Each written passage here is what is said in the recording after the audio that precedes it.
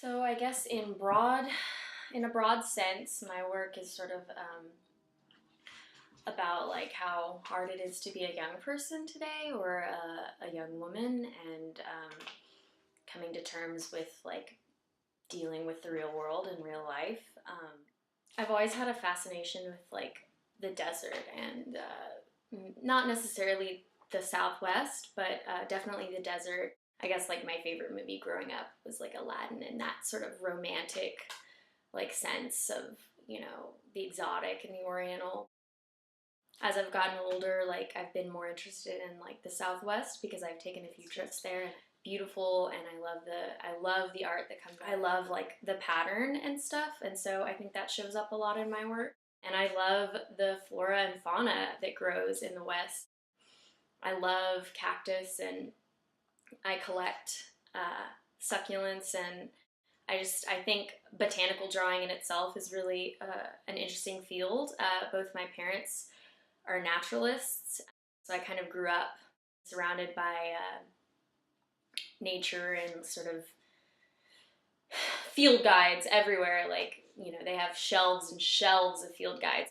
Your first impression of a cactus is it's dangerous, it's gonna hurt you, don't touch it because you'll bleed. And I began to think about that. They're protecting themselves. They're not necessarily trying to hurt you. If you go to it and touch it, you will hurt yourself. But they're self-loving entities. They're protecting themselves and shielding themselves from the outside world. And so I started to think about how that's sort of like the real world in my life, or people's lives. As people, we like protect ourselves with these like walls or spikes or shields or whatever to protect us from all these things that hurt us in the world. And so I think it's an interesting dichotomy between those two ideas of like, oh, well, it's, this negative, dangerous thing, but it's also loving. And the zigzag itself, I don't know really where that came from. I just thought it was beautiful. And so I started drawing it. It's all over my sketchbook,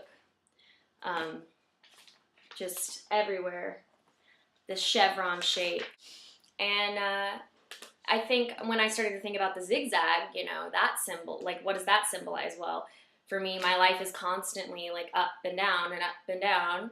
And that's like the zigzag, up and down, and like that same, like that's how the world is. It's this constant sort of push and pull, positive and negative, like a yin and yang kind of thing.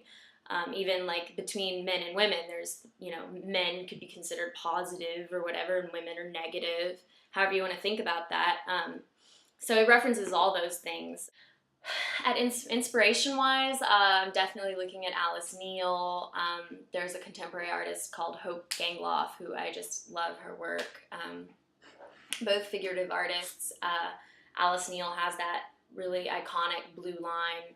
So my studio, this is my studio. It's a really nice, bright room in the middle of our house. I love it a lot. It's private. It's only me. Some people say my work is like humorous or quirky, or it has this sort of funny quality to it, and I really rarely intend that because it's very deeply personal to me. Everything has a meaning in my work.